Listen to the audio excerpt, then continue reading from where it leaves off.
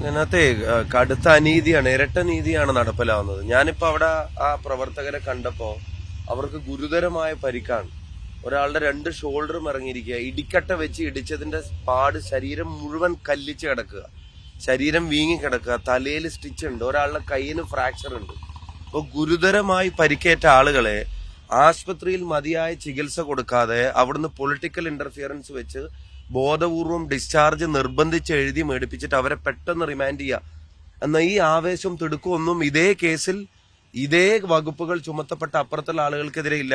അതിൽ ഒരാൾ മാത്രമാണ് ഇവിടെ ജയിലിലുള്ളത്, ബാക്കി 3 പേര് ഇപ്പോഴും ചികിത്സയിലാണെന്ന് പറയുന്നു. മാത്രമല്ല ഒരാൾ സ്വകാര്യ ആശുപത്രിയിൽ ചികിത്സയിലാണെന്നാണ് പറയുന്നത്, മെഡിക്കൽ കോളേജിൽ പോലും അല്ല, സ്വകാര്യ ആശുപത്രിയിൽ. അപ്പൊ അവിടെ ഡിസ്ചാർജ് ഇല്ല, അവർക്ക് നിർബന്ധിക്കലില്ല, തിരക്കുകൂട്ടലുകളില്ല.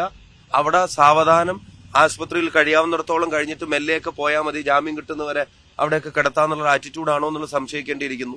ഇപ്പൊ ഇതിൽ ഒരാൾക്ക് 2 ഷോൾഡറും ഇറങ്ങിയിരിക്കുക, നിങ്ങൾ കണ്ട അത്ഭുതപ്പെട്ടു പോകും. അതുപോലത്തെ ഇടിക്കട്ട വെച്ച് വാരിയലിനും തലയ്ക്കും നെറ്റിക്കും കയ്യിനും കഴുത്തിനും ഒക്കെ ഇടിച്ചതിന്റെ പാടിങ്ങനെ കല്ലിച്ച് കിടക്കുക, കയ്യിലിങ്ങനെ റിങ് പോലെ ഇരുമ്പിന്റെ സാധനം വെച്ച് ഇടിച്ചതിന്റെ. എന്നിട്ട് അപ്പൊ അന്ന് വെച്ചാൽ ബോധപൂർവം അടിക്കാൻ മുൻകൂട്ടി തീരുമാനിച്ചു വന്നു തന്നെയാ.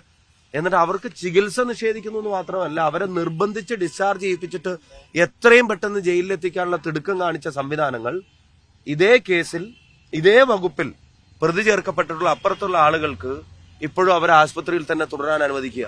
ഒരാൾ മാത്രമാണ്, ബാക്കി ആളുകളെ അറസ്റ്റ് ചെയ്യുന്നില്ല. പ്രതികൾക്ക് പേര് മുഴുവൻ കൊടുത്ത ആളുകളെ അവരെ കേസ് പോലും വേണ്ട രീതിയിൽ എടുക്കുന്നില്ല. അപ്പൊ ഭരണസ്വാധീനം ഉപയോഗിച്ച് ഈ അക്രമത്തിന് ഗവൺമെന്റ് കൊടുക്കുന്ന പിന്തുണ, പോലീസ് കൊടുക്കുന്ന പിന്തുണ ശരിയല്ല. ഇതിനെ ഇങ്ങനെ അവരെ ചികിത്സിക്കേണ്ടതിന് പകരം ഡിസ്ചാർജ് ചെയ്യാൻ ധൃതി കൂട്ടിയ ഡോക്ടർ ആരാന്ന് ഉൾപ്പെടെ ഞങ്ങൾക്ക് അറിയണം. ആരാണ് അവർക്ക് ഡിസ്ചാർജ് എഴുതി കൊടുക്കാൻ ഇത്ര ധൃതി കൂട്ടിയത്? ആ ഡോക്ടർ അങ്ങനെ എഴുതി കൊടുക്കാൻ കാരണം എന്താ? ഇവിടെ കണ്ട ഉദ്യോഗസ്ഥർ തന്നെ പറയാണ് അയാൾ ജെനുവിൻലി ഇവിടെ കൊണ്ടുവരേണ്ട ഒരാളല്ല, അയാൾക്ക് ട്രീറ്റ്മെന്റ് കൊടുക്കേണ്ട ആളാണ്. ഇവിടെ ഞങ്ങൾക്ക് നിയമം അനുശാസിക്കുന്ന കാര്യങ്ങളെ ചെയ്യാൻ പറ്റുള്ളൂ. അതിന് പകരം ഇവിടെ കൊണ്ടുവന്നതിന് ഞങ്ങൾ എന്ത് ചെയ്യും എന്നാണ് അവർ ചോദിക്കുന്നത്. അപ്പൊ അത് ഇരട്ട നീതിയാണ്, ഞങ്ങൾ അത് ചോദ്യം ചെയ്യും. ഈ ബോധപൂർവം നിർബന്ധിച്ച് രാഷ്ട്രീയ ഇടപെടലിന്റെ പേരിൽ ഡിസ്ചാർജ് എഴുതി കൊടുത്ത ഡോക്ടർമാർ ആരാണെന്ന് ഉൾപ്പെടെ ഞങ്ങൾക്ക് അറിയണം.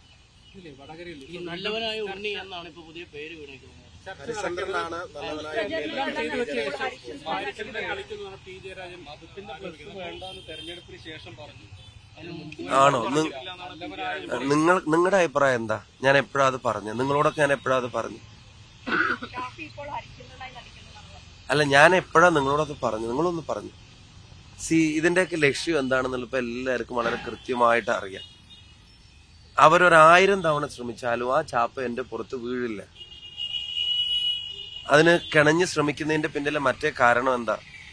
അതിന്റെ കാരണം കേരളം ഇപ്പൊ ഗൗരവത്തോടെ ചർച്ച ചെയ്തുകൊണ്ടിരിക്കുന്ന ഒരു സംഭവമുണ്ട്.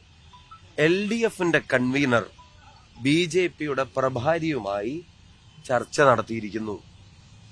അതിന്റെ വിശദാംശങ്ങൾ പുറത്തു വന്നിരിക്കുക. ആ വിശദാംശങ്ങൾ പുറത്തു വന്നപ്പോ കേരളത്തിന്റെ മുഖ്യമന്ത്രി പറയാണ് ഞാനും കണ്ടിട്ടുണ്ടായിരുന്നു.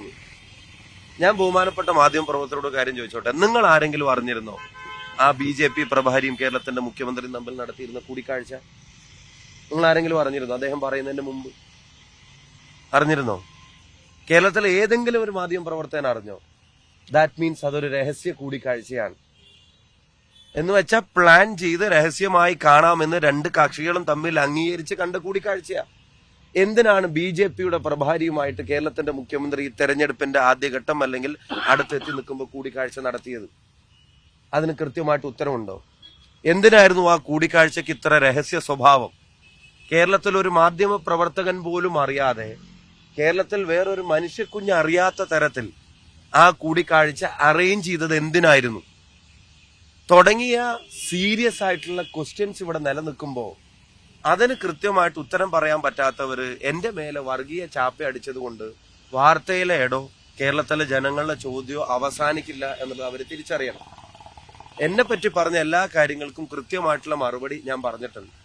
ഇപ്പൊ അവസാനം പറഞ്ഞ തെരഞ്ഞെടുപ്പ് കഴിഞ്ഞിട്ട് മതത്തിന്റെ പ്ലസ് എന്ന് പറഞ്ഞ് ഇതപ്പോ News 18 ഞാൻ കൊടുത്ത ഇന്റർവ്യൂ, മനോരമക്ക്, 4th-ന്, 24-ന്, മാതൃഭൂമിക്ക്, ഏഷ്യാനെറ്റിന്, മീഡിയ 1, റിപ്പോർട്ടറിന്, ഇവിടെ കാണുന്ന കേരള വിഷൻ, അമൃതക്ക്, നിങ്ങൾ ആരൊക്കെ എന്റെ ബൈറ്റ് തെരഞ്ഞെടുപ്പിന്റെ മുമ്പ് എടുത്തിട്ടുണ്ടോ? ജയ്ഹിന്ദ് ഉൾപ്പെടെ അതിലെ എല്ലാവരും പഴയ ബൈറ്റും ഡേറ്റും ഒക്കെ ഒന്ന് എടുത്ത് നോക്കട്ടെ ഞാൻ എന്താ പറഞ്ഞെന്ന്. മതേതര വോട്ടുകൾ മാത്രം മതി എന്ന് ആർജവത്തോടെ തെരഞ്ഞെടുപ്പിന്റെ സമയത്ത് പറഞ്ഞ ഞാനല്ലാതെ വേറൊരു സ്ഥാനാർത്ഥിയെ വടകരയിൽ മത്സരിച്ചവർ നിങ്ങളൊന്ന് ചൂണ്ടിക്കാണിച്ച ഞാൻ ആരുടെയൊക്കെ വോട്ട് വേണ്ടാന്ന് പറഞ്ഞു എന്നും ആരുടെയൊക്കെ വോട്ട് മതി എന്ന് പറഞ്ഞു അങ്ങനെ പറഞ്ഞ് തെരഞ്ഞെടുപ്പിന് നേരിട്ടാണെന്നുള്ളതും. ദേശാന്റിന്റെ പ്രത്യേക ഇന്റർവ്യൂ ഉണ്ടായിരുന്നല്ലോ, ആലോചിച്ചാണോ ആ തീരുമാനം പറഞ്ഞെന്ന് എന്നോട് ചോദിച്ചായിരുന്നല്ലോ. അതിനുൾപ്പെടെയുള്ള മറുപടികൾ ഞാൻ കൃത്യമായിട്ട് പറഞ്ഞതാ. അതുകൊണ്ട് ആ ചാപ്പയുടെ പരിപ്പിനി കേരളത്തിൽ വേവില്ല. അതിന്റെ ഉദ്ദേശം എന്താണെന്നുള്ളത് കേരളത്തിലെ ജനങ്ങൾക്ക് മനസ്സിലായി. ഒന്ന് തോക്കുമെന്നുള്ള അവരുടെ ഉറപ്പും, അതിനേക്കാൾ പ്രധാനം ഇപ്പൊ ചർച്ചയായിക്കൊണ്ടിരിക്കുന്ന കാര്യങ്ങളിൽ നിന്ന് ചർച്ചയൊന്നും മാറ്റണം. അവരിപ്പോ ഉത്തരം പറയേണ്ടത് ഒരു പ്രധാനപ്പെട്ട കാര്യമാണ്. എന്തിനായിരുന്നു കേരളത്തിന്റെ മുഖ്യമന്ത്രി BJPയുടെ പ്രഭാരിയുമായി രഹസ്യ കൂടിക്കാഴ്ച നടത്തിയത്? മതേതര കേരളത്തിന്റെ മുമ്പിൽ CPM ഇപ്പൊ തലയിൽ മുണ്ടിട്ടാണ് നിൽക്കുന്നത്. ചോദ്യങ്ങൾക്ക് ഉത്തരം പറയാൻ പറ്റാതെ നിൽക്കുക. EP ജയരാജൻ ജാവേദ്കറുമായി കൂടിക്കാഴ്ച നടത്തിയത് EPയുടെ കാര്യം പറയാനാണെന്ന് ഞങ്ങൾ വിശ്വസിക്കുന്നില്ല. മുഖ്യമന്ത്രിയുടെ അറിവും സമ്മതവും ഇല്ലാതെ EPയെ പോലെ ഒരാൾക്ക് BJP പ്രഭാരിയുമായിട്ട് കൂടിക്കാഴ്ച നടത്താൻ പറ്റില്ല, കഴിയില്ല, അത് സാധിക്കില്ല. ഇത് വളരെ സീരിയസ് ആയിട്ടുള്ള അന്തർധാര എന്ന് കഴിഞ്ഞ കാലങ്ങളിൽ വിളിച്ചിരുന്നതിനെ പരസ്യമായി മുന്നണി ബന്ധത്തിലേക്ക് എത്തിക്കാൻ കഴിയാവുന്ന തരത്തിലുള്ള നെക്സസ് കേരളത്തിലെ ജനങ്ങളുടെ മുമ്പിൽ തുറന്നു കാണിക്കപ്പെട്ടിരിക്കുകയാണ്. തലയിൽ മുണ്ടിട്ടാണ് കേരളത്തിന്റെ മുഖ്യമന്ത്രിയും CPMഉം കേരളത്തിലെ ജനങ്ങളുടെ മുമ്പിൽ നിൽക്കുന്നത്. അപ്പൊ അതിനെ സംബന്ധിച്ചുള്ള ചോദ്യങ്ങളിൽ നിന്ന് ഒഴിഞ്ഞു മാറാൻ എന്റെ മേലെ വർഗീയ ചാപ്പ ചുമത്തിയത് കൊണ്ട് കഴിയും എന്നിവരാരും ധരിക്കേണ്ടതില്ല എന്ന് തന്നെ ഞാൻ തുറന്നു പറയുന്നു. പിന്നെ വടകരയിൽ ഞങ്ങൾക്ക് വോട്ട് ചെയ്ത മുഴുവൻ ജനങ്ങളും ആ വോട്ട് എണ്ണാൻ പോകുന്നല്ലേ ഉള്ളൂ, 4-ാം തീയതി അല്ലേ വരുന്നേ. ആ മുഴുവൻ ജനങ്ങളും വർഗീയവാദികളാണെന്നാണോ CPM പറഞ്ഞു വെക്കുന്നത്? ഒരു വർഗീയവാദിയുടെയും വോട്ട് വേണ്ടാന്ന് ആർജവത്തോടെ തെരഞ്ഞെടുപ്പ് നടക്കുമ്പോ നിരവധി തവണ പറഞ്ഞിട്ടുണ്ട്. ഞാൻ മതത്തിന്റെ പ്ലസ് വേണ്ട, മതേതരത്വത്തിന്റെ പ്ലസ് മതി എന്ന് പറഞ്ഞ ഡേറ്റുകൾ നിങ്ങളൊന്ന് പ്രസിദ്ധീകരിക്കുക. ഞങ്ങളിവിടെ പറഞ്ഞ വ്യാജ സൃഷ്ടികൾക്കെതിരായിട്ടുള്ള പരാതിയിൽ പോലീസ് എന്താ നടപടികൾ മുന്നോട്ട് നീക്കാത്ത? അപ്പൊ അതിനൊക്കെ കൃത്യമായ മറുപടി ഞാൻ പറഞ്ഞു കഴിഞ്ഞിട്ടുണ്ട്. ഇപ്പൊ തൽക്കാലം ഇതിനൊരു മറുപടി പറ. എന്തിനാ കേരളത്തിന്റെ മുഖ്യമന്ത്രി BJPയുടെ പ്രഭാരിയുമായി കേരളത്തിലൊരു മനുഷ്യക്കുഞ്ഞ് അറിയാതെ, ഒരു മാധ്യമ പ്രവർത്തകർ അറിയാതെ ഒരു രഹസ്യ കൂടിക്കാഴ്ച അറേഞ്ച് ചെയ്ത് കണ്ടത്? ആകസ്മികമായും യാദൃശികമായും കൂടിക്കാഴ്ച നടത്തുകയാണെങ്കിൽ നിങ്ങളൊക്കെ കാണും, നിങ്ങളൊക്കെ അറിയും. അതൊരു പൊതു ഇടത്തിലായിരിക്കും. ഇത്രയും ദിവസം ഒരാളും അറിയാതിരുന്ന ഒരു കൂടിക്കാഴ്ച എന്ന് പറഞ്ഞാൽ അതിന്റെ അർത്ഥം that was A planned meeting. അത് രഹസ്യമാക്കി നടത്താൻ അവർ തീരുമാനിച്ചതായിരുന്നു.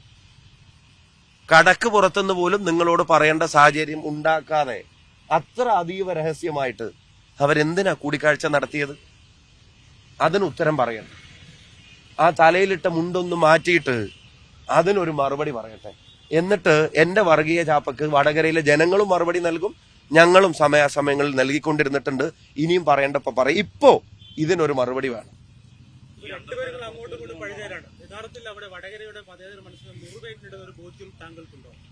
മുറിവേൽപ്പിക്കരുത്. വടകര ഒരു വർഗീയ ധ്രുവീകരണത്തിന് നിന്നുകൊടുത്തിട്ടില്ല എന്ന് എനിക്ക് 100% ഉറപ്പാ. അത് റിസൾട്ട് വരുമ്പോൾ ബോധ്യപ്പെടും. അങ്ങനെ ആരെങ്കിലും പറയുമ്പോൾ അത് കേട്ടിട്ട് രാഷ്ട്രീയ ബോധത്തെ അടിയറവ് വെക്കാനും കോമൺ സെൻസിനെ ഇല്ലായ്മ ചെയ്യാനും നിൽക്കുന്നവരല്ല പൊളിറ്റിക്കലി അലേർട്ടായിട്ടുള്ള വടകരയിലെ ജനങ്ങൾ. അതുകൊണ്ട് തന്നെ ഞങ്ങളൊരു കാര്യം തീരുമാനിച്ചിട്ടുണ്ട്. ഈ വർഗീയ ധ്രുവീകരണ ശ്രമങ്ങൾക്കെതിരെ നാടൊരുമിക്കണം എന്നാവശ്യപ്പെട്ട് ഞങ്ങളൊരു ക്യാമ്പയിൻ, അതിന്റെ റിസൾട്ടിന് ഞങ്ങൾ വെയിറ്റ് ചെയ്യില്ല, അത് ഞങ്ങൾ ഡിക്ലെയർ ചെയ്തിട്ടുണ്ട്. അതിന്റെ ഡേറ്റും അതിന്റെ മറ്റു കാര്യങ്ങളും UDF ജില്ലാ നേതൃത്വം നിങ്ങളെ എല്ലാവരും അറിയിക്കുന്നതായിരിക്കും. KT ജലീലിനെ പോലുള്ള ആളുകളൊക്കെ പോസ്റ്റ് ചെയ്ത് കഴിഞ്ഞു. അവിടെ നടന്നത് വർഗീയ ധ്രുവീകരണം തന്നെയാണ് എന്ന രീതിയിൽ ഒരുപാട് കാര്യങ്ങളൊക്കെ അദ്ദേഹം സമ്മർദ്ദിക്കുന്നു. ആരെ പോസ്റ്റ് ചെയ്ത്? KT ജലീൽ. പിന്നെ ജനകീയ ക്യാമ്പയിൻ UDF അതിന് നേതൃത്വം നൽകും. ജനകീയ ക്യാമ്പയിൻ ഞാൻ മറ്റു പറഞ്ഞതിനെ പറ്റി നിങ്ങൾക്ക് ഒന്നും പറയാനില്ല. മുറിവേൽക്കരുത് എന്നുള്ളത് കൊണ്ടാണ് ഞങ്ങൾ ക്യാമ്പയിൻ തുടങ്ങിയത്. മുറിവേൽക്കാതിരിക്കാൻ. കേരളത്തിലെ ജനങ്ങളുടെ മുമ്പിൽ അവർക്കതിന് പറയാനൊരു ഉത്തരവുണ്ടോ? എന്തിനാ മുഖ്യമന്ത്രി, ഞാൻ ആവർത്തിച്ചു ചോദിക്കുന്നു, എന്തിനാ മുഖ്യമന്ത്രിയും BJPയുടെ പ്രഭാരി, അദ്ദേഹം പറയുമ്പോഴല്ലേ നിങ്ങൾ പോലും അറിയുന്നേ. BJPക്കാരനും അത് രഹസ്യമാക്കി വെച്ചു, CPMകാരും അത് രഹസ്യമാക്കി വെച്ചു, മുഖ്യമന്ത്രിയും അത് രഹസ്യമാക്കി വെച്ചു. നിങ്ങൾ ആരും അറിഞ്ഞില്ല. കേരളത്തിലെ ഒരു മാധ്യമ പ്രവർത്തകൻ പോലും ഒരു സൂചന പോലും നിങ്ങൾക്ക് ആർക്കും കിട്ടിയില്ല. എന്ന് വെച്ചാൽ അതീവ രഹസ്യമായിട്ടുള്ള ഒരു കൂടിക്കാഴ്ച. What was the purpose? എന്തിനു വേണ്ടി? ആർക്ക് വേണ്ടി? എന്താണ് അതിന്റെ അജണ്ട? അതുകൊണ്ട് കേരളത്തിന് എന്താ ഗുണം? കേരള രാഷ്ട്രീയത്തിൽ അതിന്റെ ഇമ്പാക്ട് എന്താ? കുറച്ച് ചോദ്യങ്ങളില്ലേ? അതൊന്നും ചോദിക്കാൻ തോന്നുന്നില്ല നിങ്ങൾക്ക് ആർക്കും? എന്തേലും പറഞ്ഞോ? ചോദിക്കാൻ, പുള്ളിയെ ചോദിക്കാൻ കിട്ടുമോ? EP പാവം, അയാൾക്ക് വേണ്ടി കണ്ടതാണെന്ന് അദ്ദേഹത്തിന് വേണ്ടി കണ്ടതാണെന്ന് ഞാൻ കരുതുന്നില്ല. EP ജയരാജൻ BJP പ്രഭാരിയെ കാണണമെങ്കിൽ അത് പിണറായി വിജയൻ അറിയാതെയാണെന്ന് വിശ്വസിക്കാൻ കേരളത്തിലെ പൊതുസമൂഹത്തിന് കഴിയുമെന്ന് ഞാൻ കരുതുന്നില്ല. വടകരയിലെ ജനങ്ങളുടെ രാഷ്ട്രീയ ബോധത്തിൽ എനിക്ക് നല്ല വിശ്വാസമുണ്ട്. ഞാനത് ഇപ്പൊ തെരഞ്ഞെടുപ്പ് കഴിഞ്ഞിട്ട് പറഞ്ഞതല്ല. എനിക്ക് അതിനകത്ത് നല്ല വിശ്വാസമുണ്ട്. അവർ ഒരു തരത്തിലുള്ള ഇല്യൂഷൻസിന്റെ പുറകെയും ഈ തെരഞ്ഞെടുപ്പിൽ പോയിട്ടില്ല. അത് കേന്ദ്ര ഇല്യൂഷൻ ആണെങ്കിലും സംസ്ഥാന PR ഇല്യൂഷൻ ആണെങ്കിലും അതിന്റെ ഒന്നും പുറകെ അവർ പോയിട്ടില്ല. രണ്ട് ഗവൺമെന്റുകളെയും കൃത്യമായിട്ട് അവർ തിരിച്ചറിഞ്ഞിട്ടുണ്ട്. ഈ രാജ്യത്ത് നടക്കുന്ന തെരഞ്ഞെടുപ്പിന്റെ രാഷ്ട്രീയ പ്രാധാന്യം കൃത്യമായി അവർ ഉൾക്കൊണ്ടിട്ടുണ്ട്. വടകരയിൽ സമാധാനത്തോടെ ജീവിക്കാൻ വേണ്ട സാഹചര്യങ്ങൾ അത് അവർക്ക് കൃത്യമായിട്ട് അറിയാം. അതുകൊണ്ട് ആ നെക്സസിനെയൊക്കെ വടകരയിലെ ജനങ്ങൾ, ഞാനിപ്പോ വോട്ട് എണ്ണിക്കഴിഞ്ഞിട്ടല്ലല്ലോ പറയുന്നത്, ഞാൻ അതിന്റെ മുന്നേ തന്നെ പറയുന്നു, വടകരയിലെ ജനങ്ങൾ അതൊക്കെ കൃത്യമായിട്ട് തിരിച്ചറിഞ്ഞിട്ടുണ്ടെന്ന് തന്നെയാണ് എന്റെ തികഞ്ഞ ആത്മവിശ്വാസം. അത് UDF അതിന്റെ പ്രഖ്യാപനം നടത്തും. UDF അല്ല, ഇത് വളരെ സീരിയസ്. ഇന്നിപ്പോ SBI കാണുന്നുണ്ട് ഇതിന്റെ കാര്യങ്ങൾ. ഇത് വളരെ ഗൗരവമാണ്. കാരണം ഇത് ഇരട്ട നീതിയാണ്. അല്ലല്ല, പുറത്തുള്ള മർദ്ദനം തന്നെ ഇരട്ട നീതിയാണ്. അതിന് അധികാരം ദുർവിനിയോഗം ചെയ്തിരിക്കുക, രാഷ്ട്രീയമായ പക്ഷപാതം കാണിച്ചിരിക്കുകയാണ്. അപ്പൊ ഈ ചോദ്യങ്ങൾക്ക് മുഖ്യമന്ത്രി ഉൾപ്പെടെയുള്ള ആളുകൾ മറുപടി പറയട്ടെ. ആ കൂടിക്കാഴ്ച എന്തിനായിരുന്നു? കണ്ടത് മുഖ്യമന്ത്രിക്ക് വേണ്ടിയാണെന്ന് പറഞ്ഞല്ലോ, ആ രീതിയിലാണെന്ന് പറഞ്ഞത്. പക്ഷെ മുഖ്യമന്ത്രി അന്ന് വോട്ടെടുപ്പ് ദിവസം പറഞ്ഞത് EP കൂട്ടുകെട്ട് ശരിയില്ലാത്ത രീതിയിലാണ്, പരസ്യമായിട്ടാണ് മുഖ്യമന്ത്രി പ്രതികരിച്ചത്. അതൊക്കെ ചേരുന്നതിന്റെ മുമ്പ് EP ആലോചിക്കേണ്ടതായിരുന്നു. ഇവരെയൊക്കെ വാക്ക് കേൾക്കുന്നതിന്റെ മുമ്പേ. അല്ല, അവർക്കെതിരെ ഒന്നും കേസ് എടുക്കില്ലല്ലോ. അവരൊക്കെ പിന്നെ എലൈറ്റ് ക്ലാസ് ആണല്ലോ. അവർക്കൊക്കെ എന്തും ആവാം. അവരുടെ അക്കൗണ്ടിൽ നിന്ന് തന്നെ നേരിട്ട് എന്ത് വിദ്വേഷവും വെറുപ്പും ഉണ്ടാക്കുന്ന എന്തും വിളിച്ചു പറയാം. അപ്പോഴൊക്കെ കേരളത്തിന്റെ പോലീസിന് കാഴ്ച നഷ്ടപ്പെടും. അവർക്ക് പാർട്ടിക്കും സ്ഥാനാർത്ഥിക്കും ഒന്നും അതിൽ ഉത്തരവാദിത്വം ഉണ്ടാവില്ല. ഇല്ലാത്ത ക്രിയേറ്റ് ചെയ്ത ഫേക്ക് ആയിട്ടുള്ള വാട്സപ്പ് സ്ക്രീൻഷോട്ടിന്റെ ഉത്തരവാദിത്വം ഞാൻ ഏറ്റെടുക്കണം. ഇതാണല്ലോ ഇപ്പൊ ഇതിന്റെയൊക്കെ ലോജിക്ക്. അപ്പൊ അതിനൊക്കെ മറുപടി ഞാൻ പറഞ്ഞു കഴിഞ്ഞു. എന്റെ ഈ ചോദ്യങ്ങൾക്ക് പിന്നെ എന്റെ ചോദ്യം ആയതുകൊണ്ട് മറുപടി പറയണ്ട. പക്ഷെ കേരളത്തിലെ പൊതുജനത്തിന്റെ മുമ്പിലുള്ള ഈ സംശയങ്ങൾക്ക് അതിന് ഇവര് മറുപടി പറയട്ടെ. നിങ്ങളും ഒരു കാര്യം ആലോചിക്കണം. നിങ്ങൾ പോലും അറിഞ്ഞില്ല എന്ന് പറയുമ്പോൾ ആ മീറ്റിംഗ് എവിടെ വെച്ചാൽ നടന്നെന്ന് ഇപ്പോഴും നിങ്ങൾക്ക് അറിയോ? വല്ല വിവരം കിട്ടിയിട്ടുണ്ടോ? ഞാൻ അറിയാൻ വേണ്ടി ചോദിക്കുക. ഇല്ല, ഇപ്പോഴും നിങ്ങൾക്കൊരു വിവരം കിട്ടിയിട്ടില്ല. അത്ര രഹസ്യ സ്വഭാവമുള്ള ഒരു മീറ്റിംഗ് അറേഞ്ച് ചെയ്തിട്ടുണ്ടെങ്കിൽ അത് എന്തിനാന്നൊന്നും അറിയണ്ടേ? മറ്റേതാണെങ്കിൽ കടക്ക് പുറത്ത് എന്ന് പറഞ്ഞിട്ട് നിങ്ങൾ അങ്ങനെ ആട്ടി ഇറക്കിയതെങ്കിലും പിന്നെ കാണാൻ പറ്റും. ഇതിപ്പോ അതും ഇല്ല. അതിനല്ലെങ്കിൽ സുഖമാണോ എന്ന് ചോദിക്കാൻ വേണ്ടി ഇത്ര അടച്ചിട്ട് ഒരാളും അറിയാത്ത ഒരു മീറ്റിംഗ് നടത്തേണ്ട കാര്യമില്ലല്ലോ. അതിന് രാഷ്ട്രീയ ലക്ഷ്യങ്ങളും പൊളിറ്റിക്കൽ നെക്സസും അല്ലാതെ മറ്റൊരു ഉദ്ദേശങ്ങളോ അല്ലെങ്കിൽ കേസുകളുമായി ബന്ധപ്പെട്ടുള്ള പരസ്പര ധാരണകളും ഡീലിങ്സും അല്ലാതെ മറ്റെന്തെങ്കിലും ഉദ്ദേശം ഉണ്ടായിരുന്നെങ്കിൽ അതിന് ഇത്ര രഹസ്യ സ്വഭാവം കൊണ്ടുവരേണ്ട കാര്യമില്ല.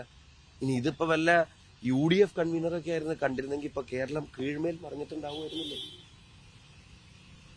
LDFന്റെ കൺവീനർ EP പോലെ ഒരു സീനിയർ പാർട്ടി ലീഡർ, മുഖ്യമന്ത്രി, ആരൊക്കെയാ ഇവരുമായിട്ട് ചർച്ച നടത്തുന്നത്?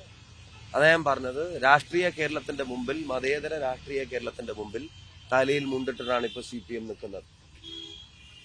നേരത്തെ വൈദ്യവുമായി ബന്ധപ്പെട്ട് ഉൾപ്പാട്ടി തർക്കങ്ങളൊക്കെ സംസ്ഥാനങ്ങളിലൊക്കെ ഉണ്ടായിരുന്നു. സമാന രീതിയിലൊരു ഇത്തരം രൂക്ഷമായ കാര്യങ്ങളൊക്കെ കോൺഗ്രസ് പ്രതീക്ഷിക്കുന്നുണ്ട്. അല്ല, ഞാൻ ചോദിക്കുന്ന അതിനുവേണ്ടി EP കണ്ടതാണെങ്കിൽ മുഖ്യമന്ത്രി അഡ്വാൻസ് കാണുന്നതിന് ഇദ്ദേഹവുമായിട്ട് ബന്ധപ്പെട്ട് ഉൾപാർട്ടി തർക്കം തീർക്കാൻ അയാൾക്ക് എന്താ റോള്? ജാവേദ്കറിന് എന്താ റോള്? അതൊക്കെ അവർ ഉൾപാർട്ടിയിലൊക്കെ അവരെന്താ വെച്ചാൽ തീരുമാനിച്ചോട്ടെ. അവരുടെ പാർട്ടി അവരുടെ ഉൾപാർട്ടി. കേരളത്തിന്റെ മുഖ്യമന്ത്രി BJP പ്രഭാരിയുമായിട്ട് കൂടിക്കാഴ്ച നടത്തിയിരിക്കുന്നു അതീവ രഹസ്യമായി. For what? അതിന്റെ രാഷ്ട്രീയ ലക്ഷ്യങ്ങൾ എന്ത്, തെരഞ്ഞെടുപ്പ് ധാരണകൾ എന്ത്, കേസുകളിലെ ധാരണകൾ എന്ത്? അതൊന്നും അല്ലെങ്കിൽ പിന്നെ എന്തിനാണ് കണ്ടത്? ചായ കുടിക്കാനും സുഖമാണോ ചോദിക്കാനും അല്ല. അതിന് ഇത്രയും രഹസ്യ സ്വഭാവം ആവശ്യമില്ല. ഓക്കെ.